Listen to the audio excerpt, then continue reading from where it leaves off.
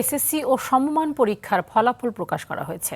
সকালে সচিবালয়ে শিক্ষামন্ত্রী ডক্টর আনম এহসানুল হক মিলন ও প্রধানমন্ত্রীর শিক্ষা উপদেষ্টা ডক্টর মাহাদি আমিনের হাতে ফলাফল হস্তান্তর করেন ১১টি শিক্ষা বোর্ডের চেয়ারম্যানরা।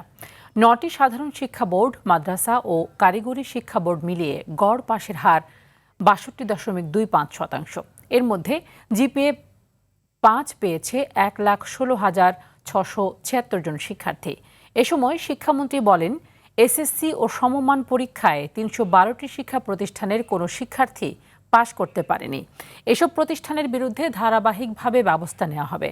প্রধানমন্ত্রী শিক্ষা উপদেষ্টা ডক্টর মাহাদি আমিন জানিয়েছেন, ফ্যাসিবাদ সরকার শিক্ষা খাত ধ্বংস করেছে, গুণগত মান উন্নয়নে কাজ করছে সরকার।